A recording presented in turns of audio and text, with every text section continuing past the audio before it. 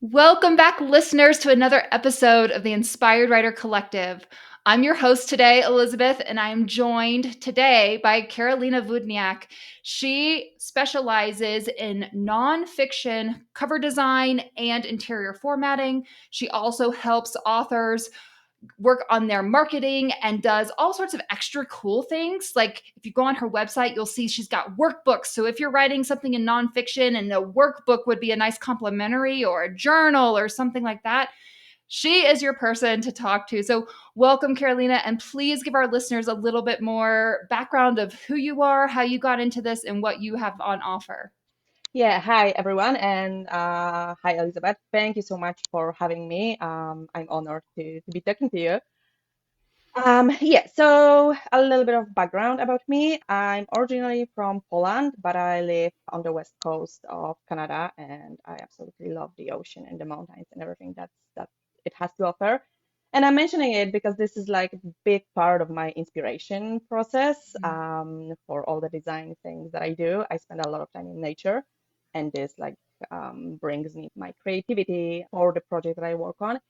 And I work with self-publishing authors on their book covers and the interior design of their books, mostly nonfiction, not only, but like this is the area that I thrive the most, I would say. And I got into book design. I wanted to say by coincidence, but I actually think that it was meant to be. Um, Sure. I have experience in my past life back in Poland. I was working as a journalist and as a writer. And when I moved to Canada, I knew that I didn't feel as confident as I felt writing in Polish in English. And I knew I need to switch direction. And I had a travel blog and I was already doing a lot of graphic design for my own marketing needs. And I fell in love with the visuals as well and with the graphic design. And I was doing like, some marketing regular, like whatever project landed on my desk. And at some point I got a gig to create audiobook covers and I just fell in love with it. And I think why is that it connected me back to that writing space just from Mhm. different angles because I loved writing. I loved books in general. And it kind of, got me back into the book space, but connecting the visual piece to it. So I feel it's what I'm supposed to be doing on this world, designing books. Yeah, so this started in 2019, and I go on with it until now, and I hope until the rest of my days. What I love about so many of the book cover designs that you feature on your website as examples of your work is they are so like clean and simple and easy to read. And while there are some, beautiful book designs out there for various subgenres of the fiction world, they just don't translate correctly for something like memoir or other nonfiction. Or like, especially like self help and those sort of things. And I just really was drawn to, yeah, that simplicity of getting the intention across, capturing the mood of the book without too much fanfare. Yeah, thank you for saying this. And if this is exactly the intention that I have when I design my covers, is I love and interiors as well. I love simple design, very clean. So I'm glad that you're seeing the same thing that I intend to when I design. Because with with any visual design, any graphic design that you do, it's like mm, your intention as a graphic designer might be very different from what the receiver of the design sees, right? So I'm happy that we're on the same page here. And especially for nonfiction and for self-help books, I kind of feel that the design has to be simple because, especially for self-help books, the ones that kind of goes into spirituality as well, they always have like this calm vibe and like this. Mhm. There's usually some simple message inside the book that needs to come across. So I cannot really imagine like very. very colorful, like in like very fun cover for such kind of books, right? Mhm. What level of information do you get from the author? How far do you dig into a manuscript in order to understand the content of the book that you're designing a cover or an interior layout for? Mhm. So it differs a little bit between the cover and the interior, because like for the interior, I would say I have to do more research on the genre, on what's out there, like the some comparable titles, and how their cover looks like. And then I do have to dig into manuscript a lot more. Whenever I can, whenever I have time for it, I try to read the whole manuscript. Sometimes, with lots of projects and life and everything, that's Mhm. not really possible to like, read three new manuscripts in a week, right? Um, Mhm. but I try to like go as much as possible into the manuscript, because sometimes there's like one small thing in the manuscript that kind of piques your Pops. interest and pops, and it's like a great Mhm. theme, or like yeah, great theme for a cover. So sometimes Mhm. it's like a small element, right? But it's important for the book, so it's nice to have that. And if you just get like a brief from author or the description of the book, you might not have this like small tiny thing Mhm. that will be important in the book, and will make a great visual for the cover, right? So I believe it's important to get through the manuscript for the book cover. And when it comes to the interior design, I don't actually have to read the whole manuscript. I need to know what genre it is and like read a Mhm. little bit of it to kind of get the vibe of the book and get the Mhm. feel, like what kind of message it conveys and what kind of feelings it evokes. Because that's one of the questions that I ask in my intake form to my authors. Like, what kind of feeling do you want to evoke in a reader when they see your cover or when they open your book? And that gives a good direction for me in terms of like, should this be more simplified or cleaner, or maybe a little more of some graphic elements that goes into the interior that we need to kind of get those feelings evoked in readers. Yeah, it almost seems like there could be a trend where an author is maybe too close to their own work to really be able to see where these various opportunities are, and you coming in with like sort of a clean slate and you just approaching the manuscript and seeing what you pull from it is like a nice like fresh set of eyes, and so because of that, do you ask for like much of an author's idea ahead of time, or do you say, hey, let me read your manuscript and give you a couple ideas and then we can collaborate, or what does that look like as far as you working with the author if Mhm. they, and generating ideas? Yeah, no, so my process is very collaborative, and I always ask for authors' ideas in the intake form as well. And sometimes some authors have like pretty strict vision of what they Mhm. want on the cover, and sometimes Mhm. they're just like, I don't know, like sky is the limit, right? Whatever you will offer, and let's go from there.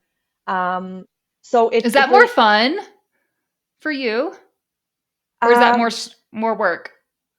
it depending when you ask me, and the answer will be different, right? Because there are some there are some books that, even from just seeing the title and knowing what the book is about, I already generate like in my head 15 ideas, Mhm. and like I don't know where to start because there's like too much. And sometimes it's like, I'm sitting and looking at my sketchbook just to like draw like some simple first ideas that I have, and I will come up with like two, and then I'm like, that's, I need to That's get what back to I it. That's what I got for got. now, right? So it depends. And then, but on the other hand, when the author already have some kind of idea, it gets into my head, and it's sometimes more difficult to get some other ideas in, because I'm kind of like already, I have that filter of already existing idea in my head, and it's kind of sometimes it's a little hard to get past that and kind of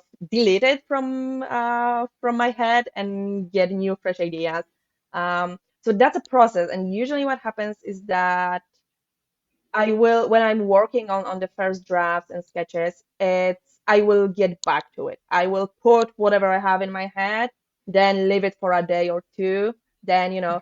think about it while I'm on my run in the forest or, somewhere outside, like outside of my desk and the computer, Yes. just to kind of get like some other ideas just from the environment that I'm in. And then I put those in, and it's also funny, whatever I will, it kind of looks good in my head, and I will like sketch the idea so I know what to put then in the design software. And quite often, like, that's why I need to do a lot of sketches, because quite often some of them, like, they kind of, I felt they look good in my head, but when I put Mhm. it in the design software, it's like, oh no, that's like absolutely not. It doesn't look good. It doesn't feel good. It's not a good idea, right? So I need to get Mhm. those bad ideas out from my head as well to kind of get Mhm. the direction for the good ones. And with the collaboration with the author, I always get their ideas as well, and I always, when I'm preparing some drafts, there always one of them will be with kind of based on the idea that the author have, and then the other Mhm. ones will be different, so they can also see their own idea, and then what Yeah. else can we use for the cover. And I feel that authors should love their cover, and that's especially true for self-publishing authors, because you're not only the author of the book, you're the marketer, and like Mhm. everything, right? Branding expert of Mhm. everything that happens with the book. It's on you. So in order to market the book and not resist posting about it online or showing your book to people, you need to be confident that the book looks as you want to, right? So if there's a cover that like doesn't resonate with you, and the designer told you like this is great, this will sell well and all that, Mhm. yes, maybe from like the selling perspective, but someone has to sell it. And if you, as the selling person, you don't feel good about the cover, you will, at some point, you will resist, posting it online, or going to the events where you can sell it in person, or like, doing lots of different marketing ideas. But you will struggle with them because you don't like your cover. So Mhm. whenever I work with an author, we strive to get the cover like to the point where I get an email. Yes, this is it. I love it. It's perfect. I love that. Yeah, that's exactly where everyone wants to end up, especially if not only you're the marketer and the seller and everything of the book, but you're also the subject of the book because you've written a memoir. You really have to love that cover, and having your picture on it may not be the answer for everyone. Yeah, Like yeah, for sure. And like, I think for memoirs, it makes sense for your picture to be there if you're like famous person, right? And someone right. sees your face on the cover and is like, oh, I want to read about her or his life, right? Mhm. Mhm. But if the story of your life is way more important than like who you are, because Who you are. you are the first time author, you don't have like a huge following on social media, you're not a celebrity, then nobody knows your face anyway, right? Like, not Mhm. a lot of people will know when they see your face that, oh, she has a great story to tell, right? So for me, it's in memoirs, it would be more important to focus on the cover, on like what is the story that you're trying Mhm. to show the world, and not necessarily like how you look, right? Mhm. Yeah, absolutely. What sort of lead up time to publication do you work under with authors? Like, at what point should an author approach you about cover design? At what point leading up to publication should they be in touch with you about interior formatting? Mhm. How close to the final version of their book do they need to be? And and are there, additional later steps that happen like right before publication? What does that look like timeline wise? I would say as soon as possible to start. And that's because, designers will have different workloads. And it might be Mhm. that the designer that you chose, and because you love other work from them, they are booked up 3 4 months in advance, right? So that's already give you like few months of waiting time for them to even Mhm. start working on your cover, right? But as for the process itself, for like I would say it's safe to have like 10 to 14 weeks for Mhm. the whole design process, design phase of the cover and interior. Um, because it takes time, right? The ideas Mhm. need to develop. There's always a bit of communication, back and forth with revisions and with feedback and with some proofreading edits and all that. And it sometimes takes like 2 days for someone to reply, and then you might life happen along the way, right? Or some vacation or other things that comes up. So it's always good to have that in mind and kind of give yourself like a buffer of time as well. And I would Mhm. say an important step as well to include in your timeline would be to add about 2, 3 weeks for like the proofing time when you Mhm. already have when you have the files from the designer and you printed them out from the printer. And that's with self-publishing authors, that's often Amazon KDP or Ingram Spark. Mhm. But like when you order the author copy from them, it sometimes takes a week or a week and a half for it to arrive to your house. So always have that buffer time for this, so you can actually, before you're gonna launch the book, so you can actually see how it looks like in real life in printed version. Um, and I see sometimes authors don't think about it and don't include it, and it's kind of I'm sending the final files on Monday, and their launch date is on Thursday for the book, right?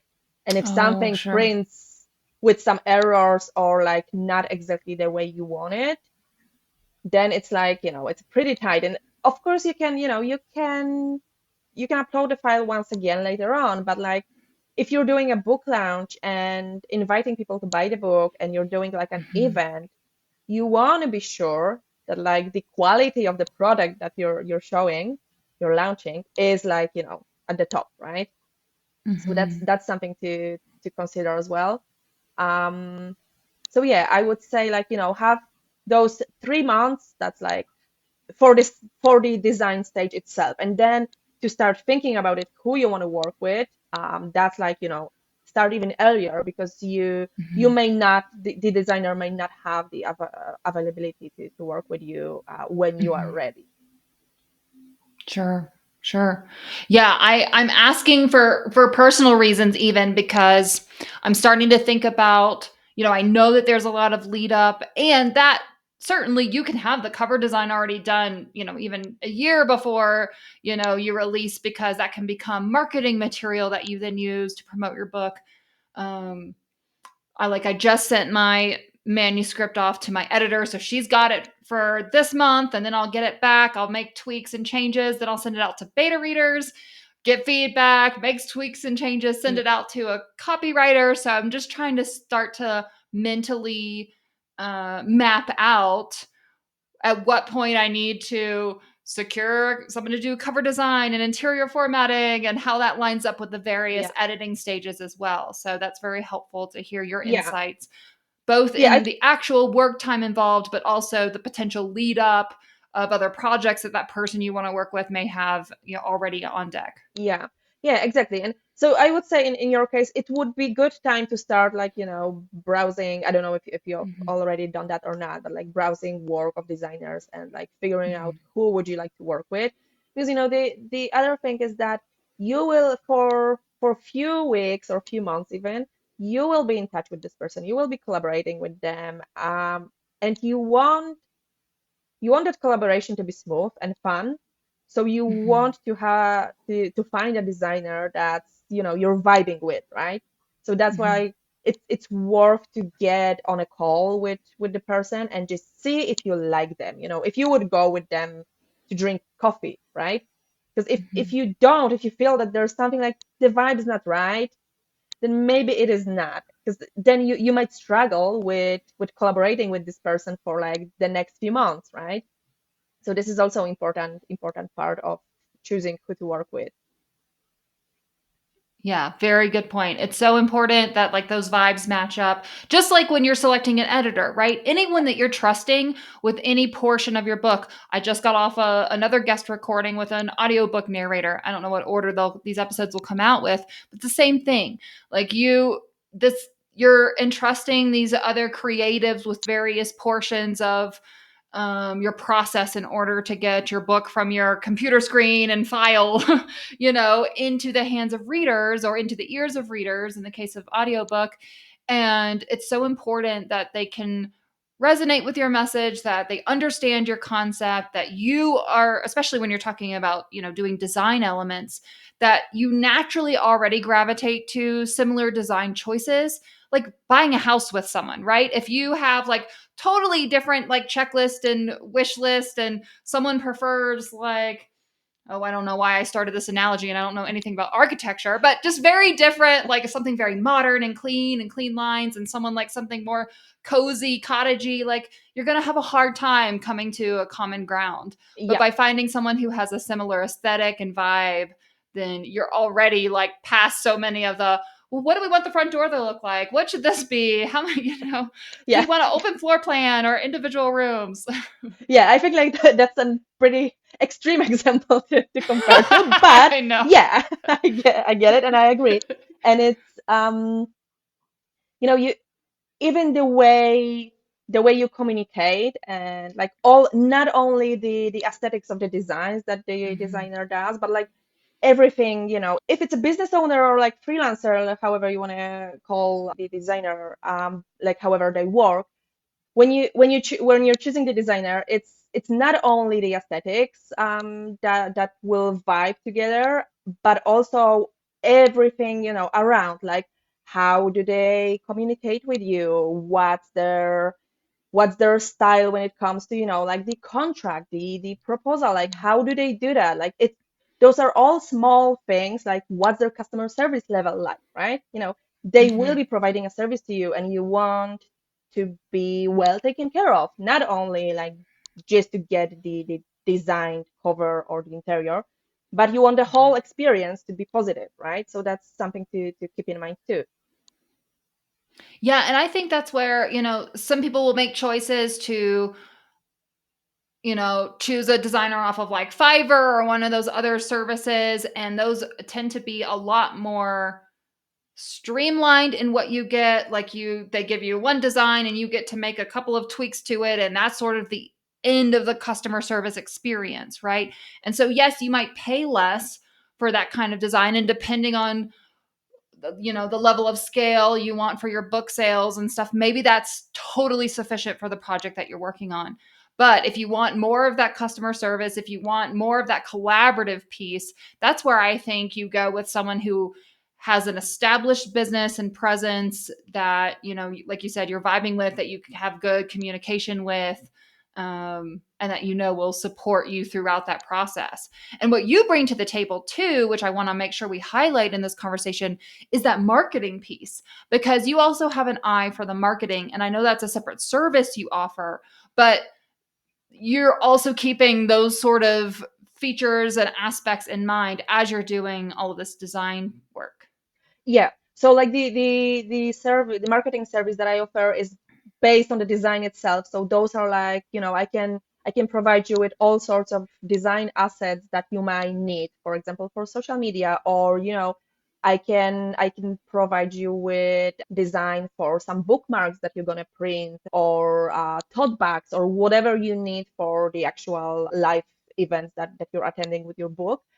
Um, so I do that piece. Like I don't I have a list of recommendations of marketing people who can help you with like a book launch, or Mhm. the actual marketing strategies that you can implement to do to sell your books.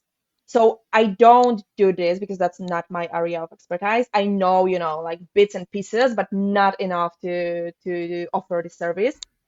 But I do offer like the design marketing support, and that works mostly when you already have some kind of marketing strategy. And this is what I'm seeing, the authors that choose to add that on to the project, they already have some sort of an idea or like very clear strategy on how they're going to be promoting the book. And for authors that like didn't prepare the marketing piece, and they get like the final files to print the book, and they do that, and it's kind of like it's like we're done, right? And it's like, yes, but also you're at the very beginning, because now you have to sell the book, Yes. right? If that's your goal, because it's fine if you're Hmm. printing the book because you wanted to publish the book, right? So that's Hmm. totally fine, and then you don't have to worry about the marketing piece. But I find that those authors, they don't have the marketing strategy in their head, so they're like, yeah, I don't need any designs for marketing, because they don't know where they would use it, right? Hmm. So that's where it stands on. But yeah, I would say that the marketing piece is really important, and the sooner you're gonna start thinking about this, the better your book sales will be.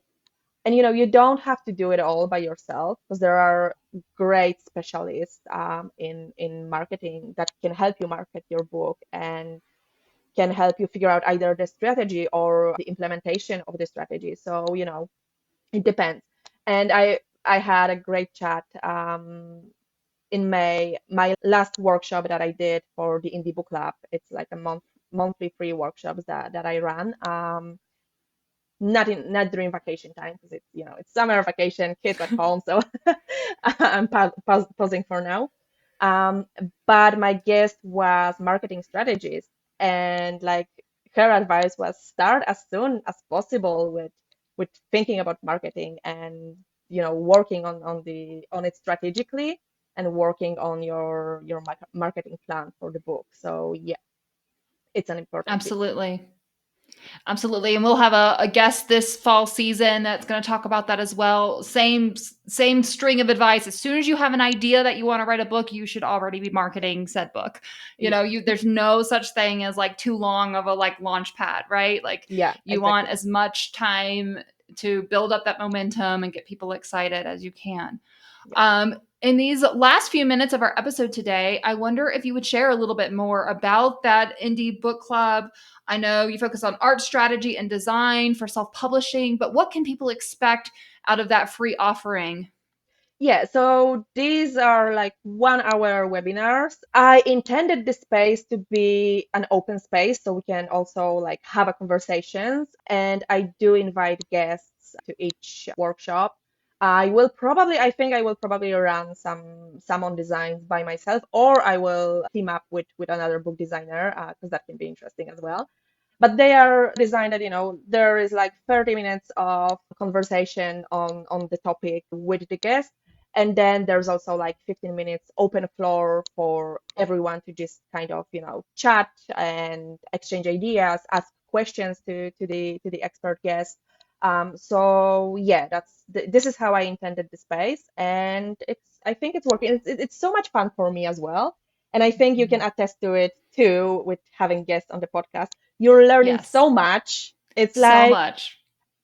when I was figuring out if I want to do it, I didn't even consider like this piece that I will be learning Yes, I do it so for me. much. Yeah, exactly, right? It's so much fun. So yeah, I'm gonna keep going. Like the next one will be in September, and we will be chatting about public relations Oh, I for love your that. book. Yeah, I love that. Yes, no, I can absolutely attest to that. Stephanie and I started the podcast arm of the business to serve as sort of a marketing piece of the business early on. But the reason we keep going is absolutely for our own, self enjoyment. I get so much creative energy from getting to talk to people like you, and it gets me excited about things. I learn so much.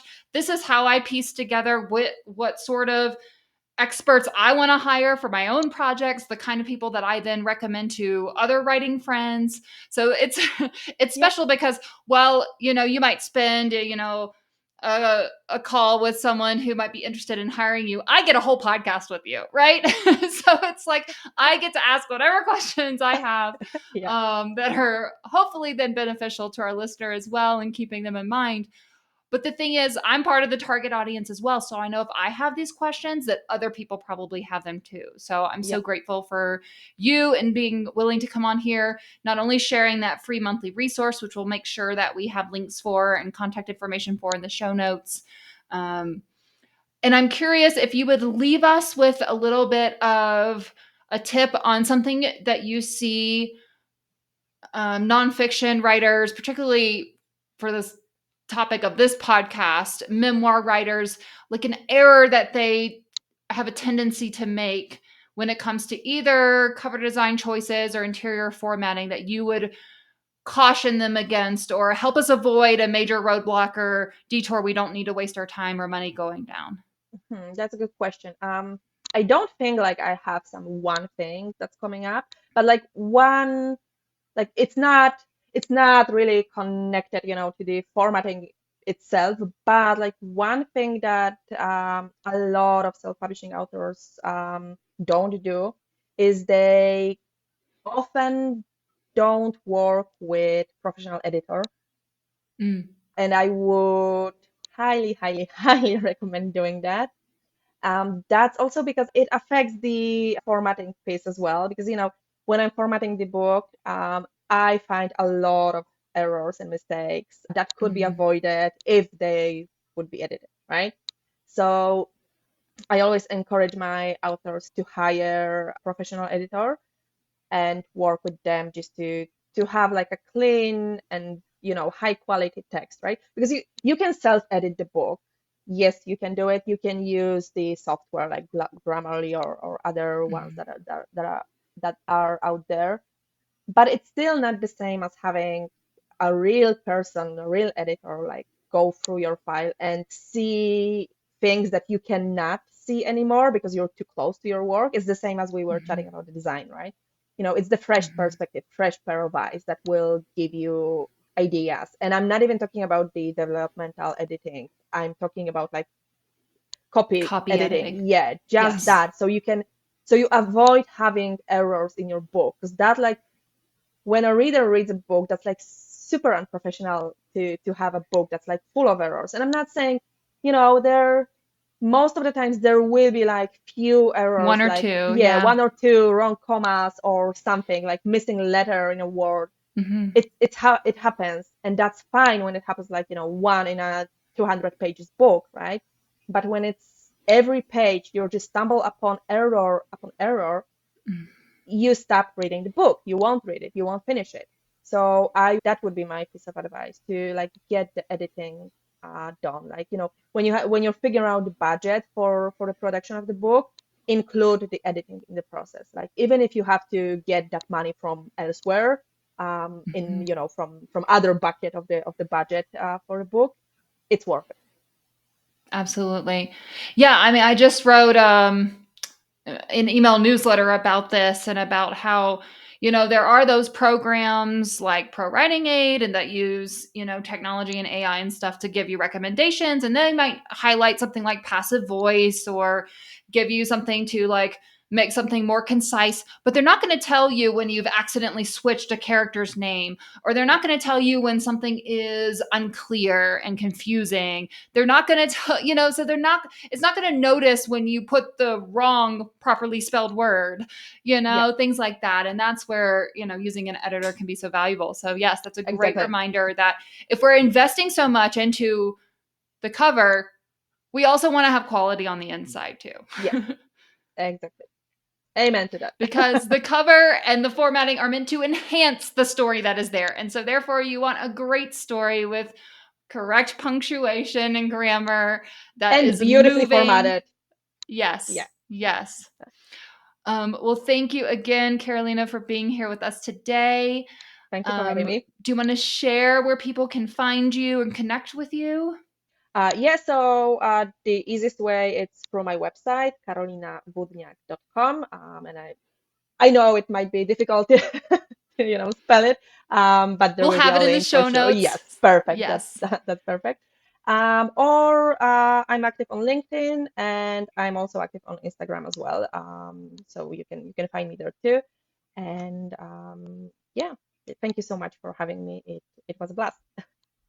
Thank you so much. I learned so much today. I really appreciate it.